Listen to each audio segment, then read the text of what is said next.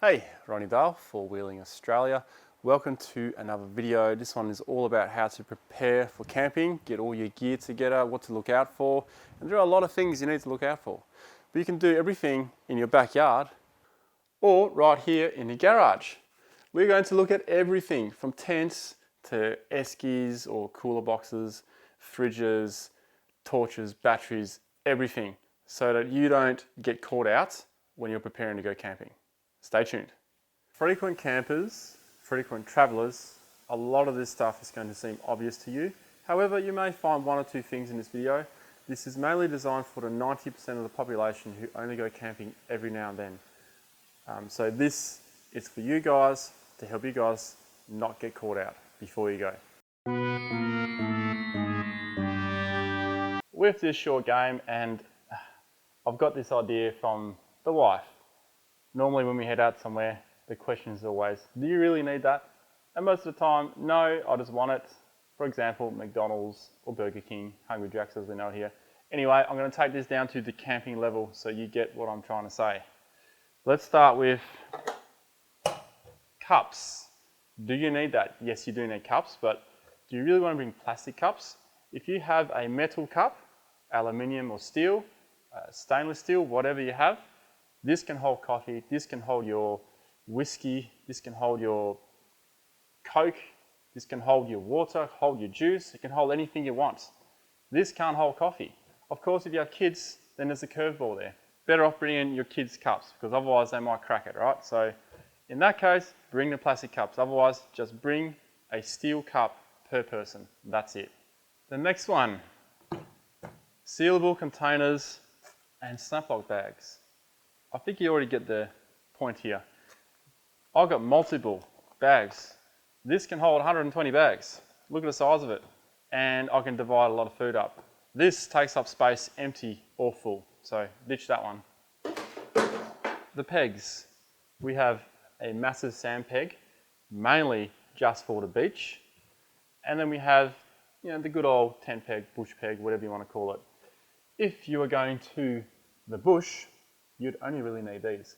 If you have 10 of each of these, if you're going bush, take 2 of these, 10 of these. And the opposite way around if you go to the beach. So you get what I'm saying here. Do you really need that? One last one. Everyone needs a hammer, right? You don't need a mallet and a hammer and a hatchet. Mallets are quite useless, despite what some people might say. I reckon ditch them.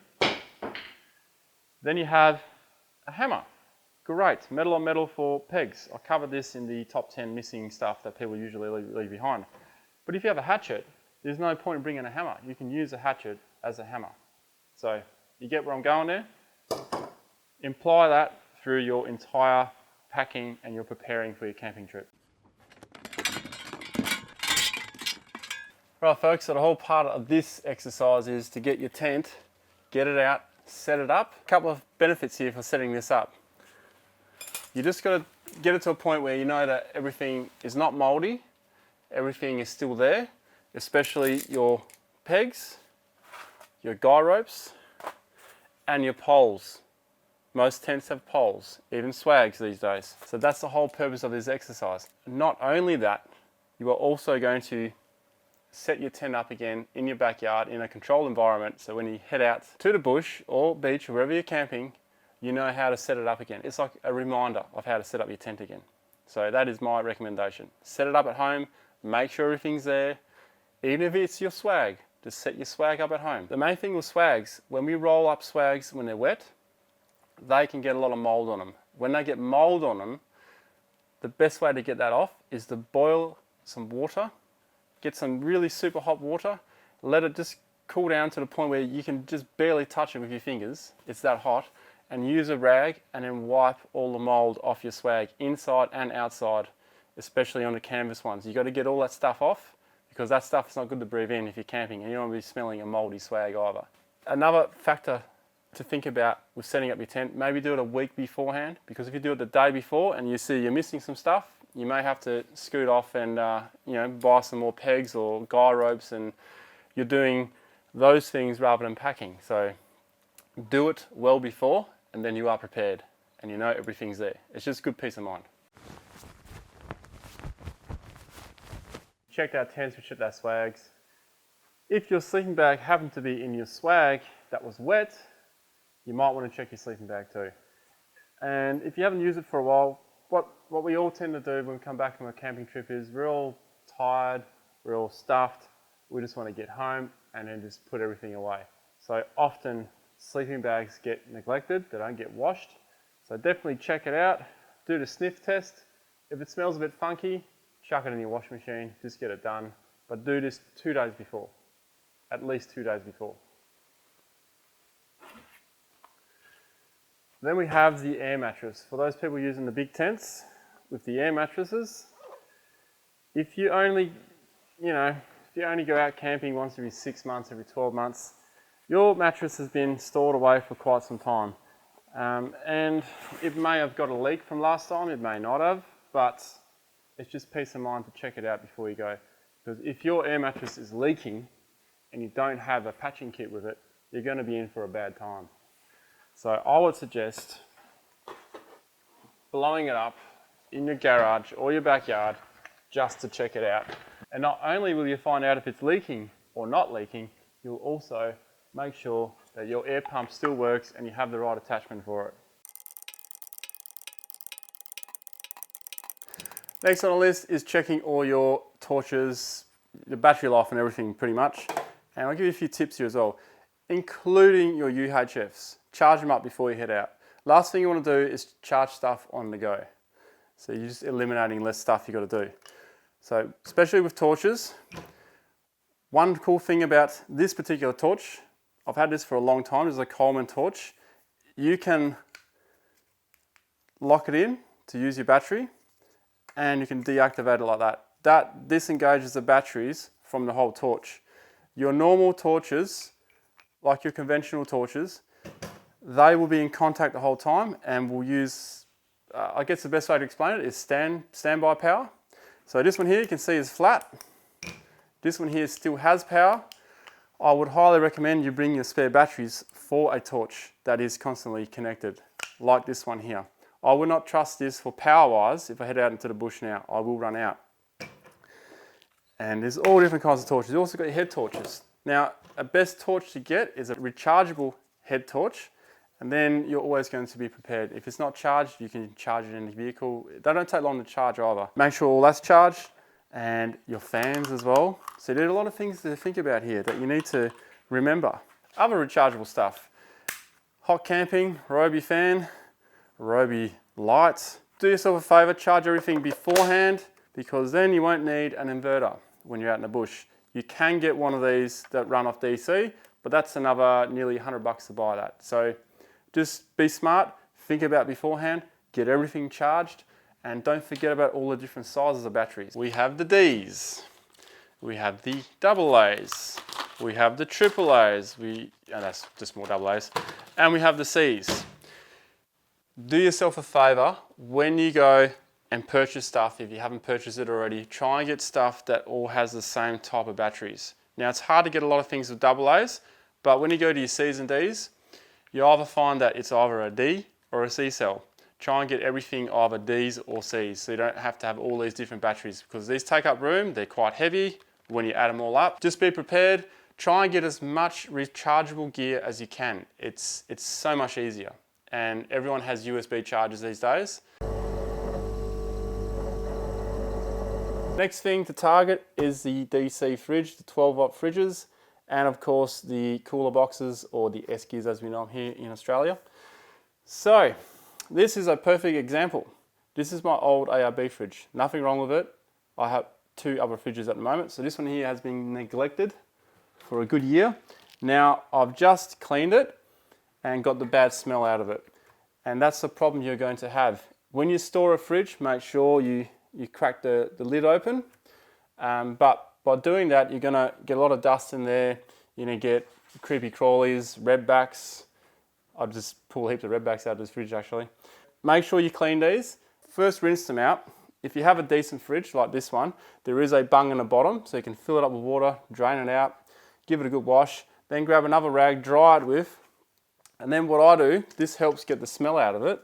This is a surface cleaner. This is methylated spirits with vanilla essence. so it leaves it smelling nice. You can also use vinegar and bicarb soda. I'll just use this stuff here. It kills the bacteria as well at the same time. Now with your eskies, do the same thing, but don't forget the lid. But there's something you need to be aware of here. When you do the lid, if you're using methylated spirits, do not hit your seal, your rubber seal, with the methylated spirits. That is going to damage your seal.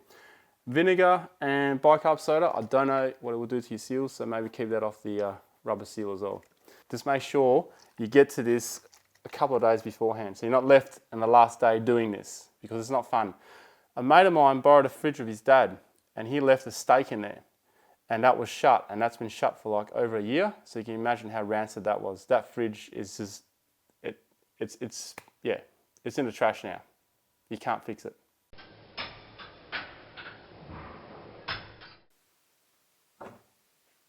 All your cooking gear. Now we're going to have a look to make sure we have everything and you get a bit of an idea of what I have. Most of my stuff that I need is in this bag in regards to utensils and things like that. This has a lot of stuff that can be used for fire cooking and of course gas stove cooking as well. So I'll quickly run you through. Now some of the stuff in here is going to help you prepare for your rusty pans. So we'll get to that. So in here I carry long tongs, wire brush, just a stick I've carved to lift the camp oven up with, welding gloves, scraper, and just other various utensils, skewers, egg cups and whatnot. Cast iron. This has been neglected by me for a couple of years because it's just been sitting here. As you can see, the rust is pretty horrendous on this side. This is still cleanable. A lot of people, I kid you not, will throw their cast iron out when it gets to this point here because they don't think they can restore it. Now the bottom's not too much of an issue. That'll get pretty much burnt off when we use it over a fire. However, if you're going to use it on a gas stove, yeah, it will get burnt off too, but it is good to run a wire brush on. But the main bit we're worried about is this side here. Just a scrub with the wire brush.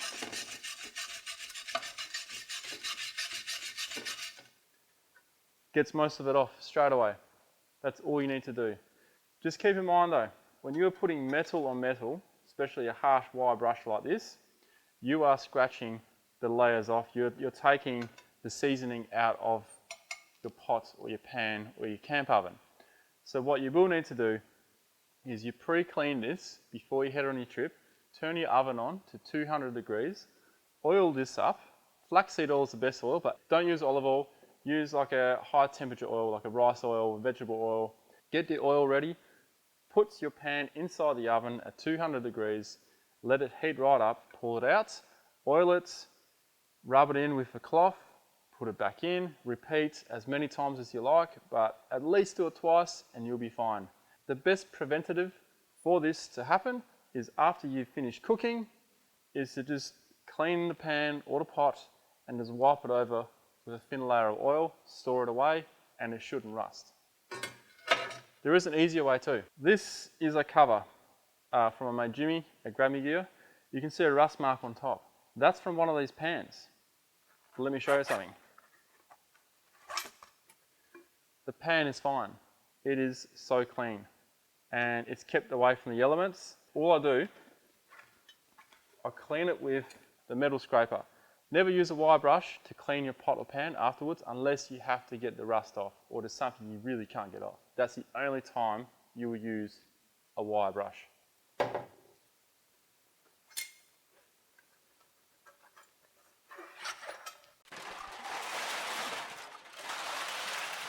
I have 2 food boxes down below here and I'll pull some stuff out of there.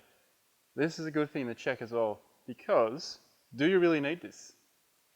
You're going to do your shopping at the food store, check what you have first because everyone has a food box after camping. I do, most people I know do, maybe not everyone, but most people do. I have found that these noodles are expired by 2 months. So that's one thing you're going to find as well by checking to see what's expired and what is still good to use. This is expired as well. This is good. This has got 2 months left. Campus pantry bags of dry freeze food. These are awesome.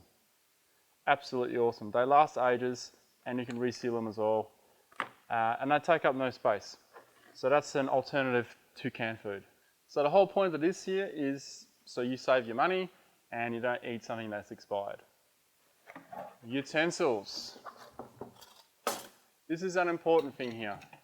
And from my experience, I often go missing some knives and forks, or I come home missing knives and forks. You get home, you're stuffed, put everything away, forget about it. What I do, days before I go on a trip, I'll check my utensils, and I have them in a bag like this, and there's something funny that's just happened here. This blue knife, that's a Scampan knife. This is not my knife. I've scored a knife. Often what happens is I'm missing stuff, so for once I've actually gained something.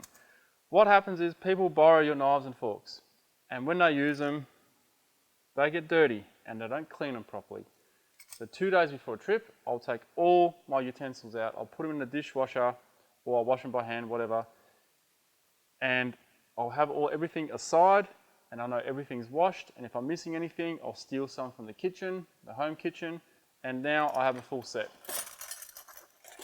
Otherwise, you're going to go camping with a family of 4, and you're going to end up with 2 knives, 3 spoons, and maybe 1 fork. And make sure you got your can opener, plastic spatula, all the other stuff. And I highly recommend some good knives, really good knives.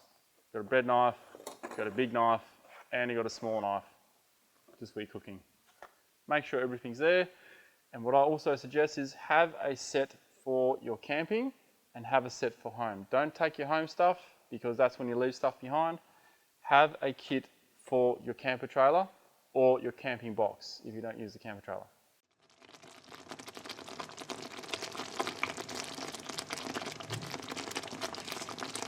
So what are we doing in the kitchen?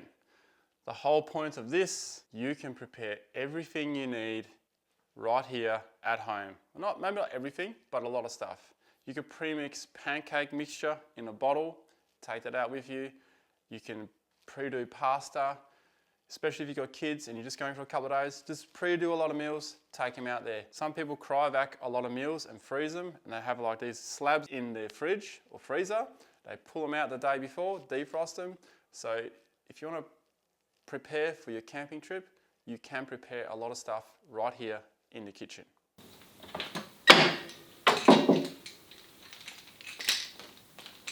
The next stage, the gas. I know it's pretty obvious you got to check the level of your gas bottles, but that's not the only thing. Also check that you have your gas connectors in there, because all of these different things use different hoses. I've been in situations before where I've borrowed a trailer, so this is actually good as well. If you borrow a trailer, a camper trailer, you borrow a gas cooker, and the gas line was missing. I then went to a camping store and bought a universal gas line. I got back to where I was camping, and guess what? It didn't fit. So make sure you have the right gas fittings for the right cookers and heaters. I have a water heater in this one as well, so one hose is for that and the other hose is for something else, and you can see they've all got different size connectors. So make sure you have that. The next thing, gas bottles. How much gas is left in them? It is super hard to tell how much is left in there. If you're not sure, just fill them up. If you're going, depending on how long you're going for, if you're just going for a couple of days and you have 2 gas bottles, you should be fine, providing you can feel there's something in there. If you can feel there's liquid in there and it's at least around half full, you should be okay. If you're going on a long trip, make sure you use 1 bottle before you use the next bottle. A lot of people make the mistake by using a bit of this bottle and then a bit of that bottle, and then eventually they don't know where they're at with their bottles when they go for a next trip, and they have to fill them both up. And you're not paying for how much you're putting in the bottle, you're paying for the entire bottle filled up, regardless if you're putting 10% in or 90% in. So I recommend getting 2 bottles, mark 1, or say we're going to use the left side before the right side, and then you have a fair idea how much gas you have left. Think about it. The next trip you go and do, you know that you haven't touched the right-hand side, you've touched the left-hand side. Let's just fill one side and we'll be right.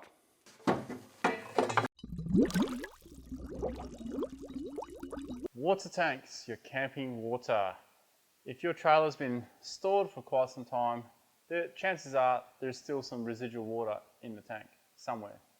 It might even be full, it might even be half full, just depends on how you left it last time.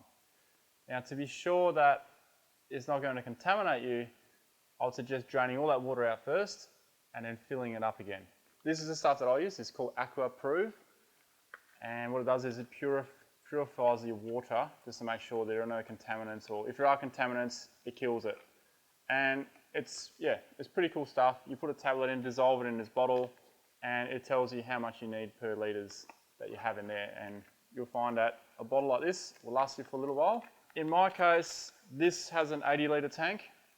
I use it regularly enough, so I'm pretty confident that it's clean. However, if I leave it over the summer, which I probably will now, then I'm going to purify the water again. I'm going to have to, just to be safe. If you're using these kind of tanks here, you don't need to use purification kits. Just drain it, rinse it, and drain it. The reason why I don't recommend you do that with a big tank like that is because you're wasting 80 litres of water every time. It's only if you have a real algae problem and you need to dump some special chemicals in there to get it all out, then you need to drain it. But until you get to that stage, don't bother. Here's an extra tip. To keep your water nice and safe, I use a Caravan water filter. This is an inline filter, inline RV filter, and it shows you which way it flows as well. All you do is connect up a hose here, and then another hose connector here, and then you can fill up your tank, and then it's pre-filtered. And the cool thing about it is this will taste better than your tap water, even though you are using your tap water, because it takes out a lot of the chlorine that's inside this. So get yourselves one of these. Toilets and hygiene and all that fun stuff. This is what I bring on a family holiday. And what you need to make sure with these chemical toilets is that you have enough chemical with you. And what I recommend you do is if you only go for 2 to 3 days, this is good for 2 to 3 days, this size toilet, which is a 365. You can get a 345, that only lasts about a day and a half for 4 people. Anyway, this is good for about 2 to 3 days. You can put chemical in before you go and you're all done, you're all set. There's less stuff you've got to do when you get to camp. However, if you're going for longer, make sure you bring extra chemical with you. In fact, we just came back from a trip just down by a lake, and my brother-in-law forgot to bring his chemical for his toilet. And when he went to empty it, because this green stuff in the bottom tank, it breaks down everything, he struggled to empty that tank, and he was having fun. Chemical toilet aside, if I'm only going with 1 or 2 of my daughters, or I need more space, then we bring this style of toilet. So that's another good option for family stuff. And there's not much you've got to prepare for this. You just chuck it in the car and off you go. Moving on to showers. If you don't have a shower yet and you want something cheap, just get a pocket shower. This is a Cedar Summit one. Really compact and uses water really sparingly. 2 people have a shower through this bag. It's 10 litres. It's pretty cool. Or you can go a bit more fancy like I have here. You can get the 12-volt electric shower, but just make sure that everything's in there. And especially the ones that have the normal pump on it. This one here runs off my car, but it used to be one of the pump ones. Make sure that that actually works, because you'll find the cheap ones that don't last forever. And a year later, just sitting in your shed, in your garage, the impaler that drives the water and pumps it up, that can fail. So check these before you head off, especially the $20 showers. They don't last very long. Still onto hygiene and stuff. Now, I have covered this a bit in the previous video. However, I'll show you some of the bits I didn't show you in the upper video.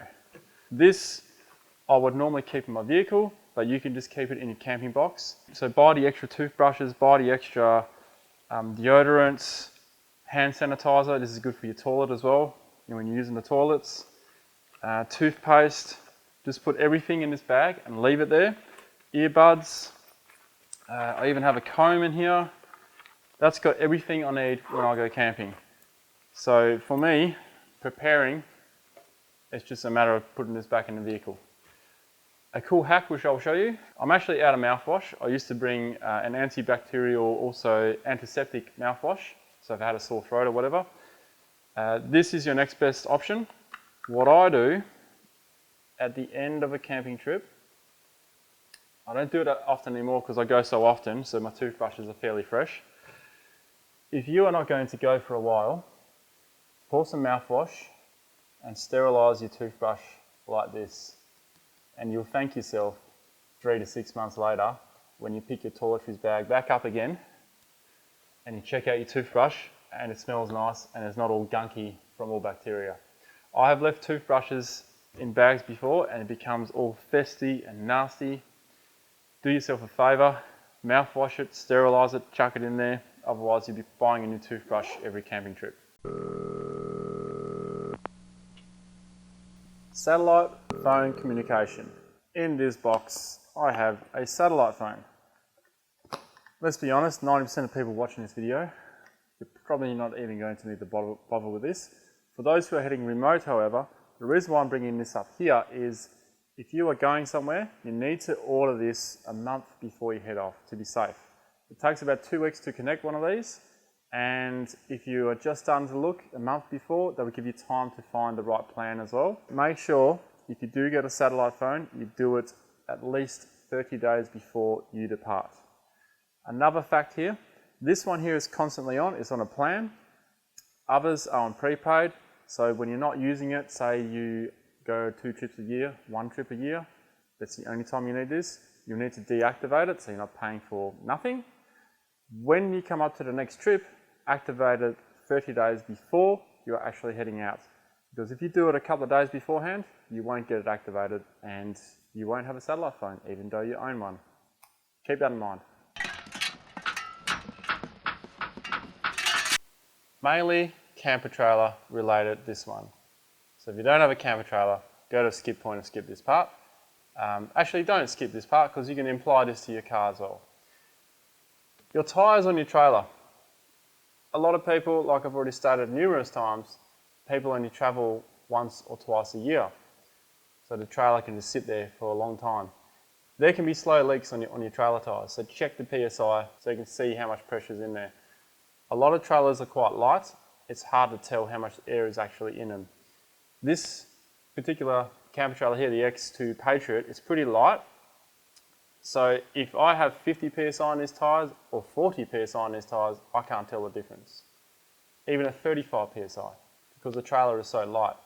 So you need to just double check that because you may have an even lighter trailer on big tyres and it might actually be down to 20 PSI or something. And then when you drive that on the highway at high speeds, it's not going to be good for your tyres and you can have a blowout and there goes your holiday. Check your tyres, check the condition of them, check your lights and everything on your trailer. You already know that, I don't need to tell you this. So just check everything. On your vehicle, check your vehicle tyres as well. Once you're all loaded up, because you may not be used to loading up your car all the time, check out your vehicle, check out the tyres. Are they bulging now because you've got so much weight on it? You've hooked up a trailer on the back perhaps, you've got a lot of weight on the roof, your car's going to handle differently. So just go to a service station before you leave, get all the tyres looking similar, with the similar pressure, and then off you go, and then you're confident that you're not going to have an incident on the road on the way to your holiday destination. With more vehicle related stuff for before your holiday or preparation for your overland trip or whatever it is, there is a dedicated video for that, link up in the corner. Check that one out, that covers everything about your vehicle.